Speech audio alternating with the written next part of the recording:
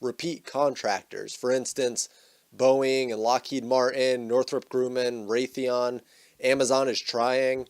But there's some strange happenings coming as a result of this rotating door of defense contractors that I just want to make people aware of so that when you see something that doesn't seem right, I'm just giving you more information to help you connect the dots here.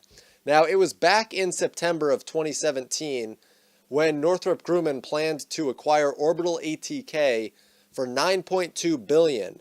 And it was just this past June that the acquisition was approved, renaming Orbital ATK to Northrop Grumman Innovation Systems, making this the fourth business sector for Northrop Grumman. They paid $7.8 billion in cash and $1.4 billion in debt, but Northrop Grumman gets millions every year in subsidies, so it's not like they have to actually take on all of that debt themselves. I mean, you get to take some of it on as well, assuming that you work and you generate tax dollars. So this is one consolidation between a smaller defense contractor and a major defense contractor. Northrop Grumman generated $25.8 billion in revenue in 2017, and in 2018 they're looking for this acquisition to push them to $30 billion. Now, the real bonus of this consolidation is that it allows Northrop Grumman to expand their space endeavors, and it has effects on the types of contracts that they can now acquire.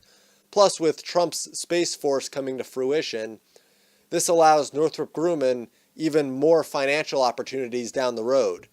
Now, let's also remember back in April when General Dynamics completed an acquisition of CSRA for roughly $9.7 billion. CSRA was an IT services giant, and they were the 39th largest defense contractor. General Dynamics was the 6th largest, but now that General Dynamics has acquired CSRA, this offers General Dynamics the opportunity to be more competitive in the government IT services area. And as a result, General Dynamics has moved up to 5th place this year, and they're now a legitimate competitor to Leidos, another government contractor in the IT services area. And we've also had Science Applications International Corp acquire Engility for $1.5 billion. This is certainly a smaller deal, but it'll turn SAIC into the second largest independent U.S. government services contractor. Engility provides personnel to the Department of Defense, the Department of Homeland Security, and the Department of Justice, just to name a few. This will boost what SAIC is able to offer their customers in the space industry, and it'll expand their customer base in the intelligence community. And keep in mind that the reason a lot of these deals are being done in the last year or so is because of increased military spending, leading to companies wanting to acquire other companies or merge to make them more competitive in both the amount that they can offer and to diversify the areas in which they can actually consider themselves capable of handling a government contract.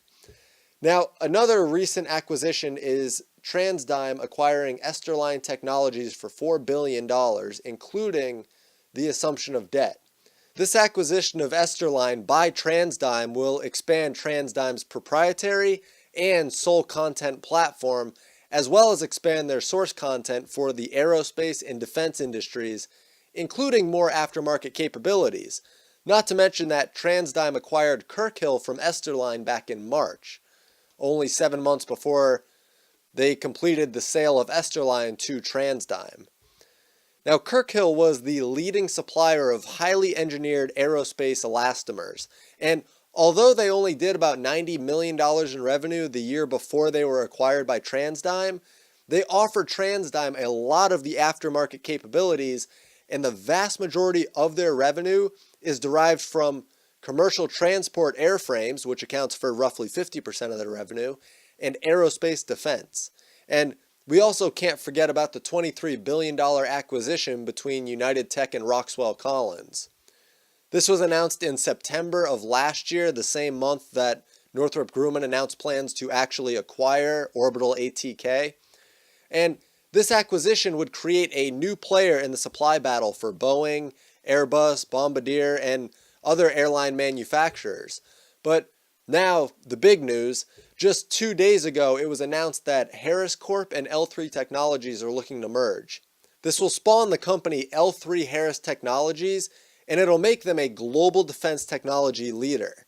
And they'll be the 6th largest defense company in the US. But where this deal differs from a bit of the others is that this isn't a buyout. This is an all-stock merger of equals. So while Harris shareholders would have a slight advantage over L3, the deal is a merger of equals, meaning that the board will consist of equal members of both companies. And I'd speculate that this is because the companies are so similar, as they're both focused on military technologies and communication, and both companies have been acting as subcontractors, and Harris is focused on battlefield management, aircraft communications, and increasing its classified space work. Meanwhile, L3 is making a range of sensors and night vision equipment while also developing unmanned vessels. Now, this deal isn't expected to close until mid-2019, but Bill Brown, the chairman, president, and CEO of Harris Corp., said that this unlocks additional growth opportunities, essentially allowing the companies to build on the other's strengths rather than offering just new areas unexplored by the other company. So there are some other big tech mergers expected as defense spending is up, and there are still a few companies just kind of left out in the cold.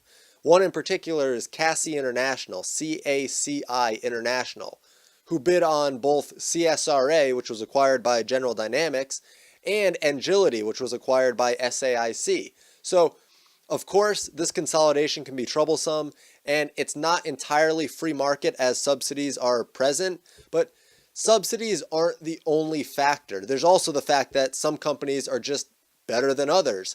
And consolidation isn't inherently bad, although it is prone to exploitation. But that's why I'm here shining a light on it. So if you read an article or you see something that seems worrisome, you have more information to now pair it with. Plus, not that I trust the approval committees for these deals, but they do make sure that monopolies aren't created by a single company acquiring all of the others.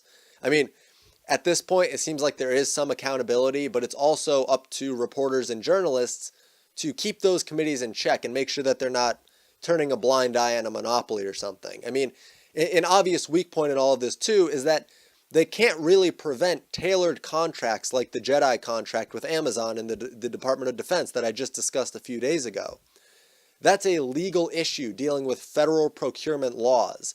They can't prevent general corruption that's festering in the profit machine known as war. So it's that much more important to have a grasp on who these companies are, what they do, and who they're combining with.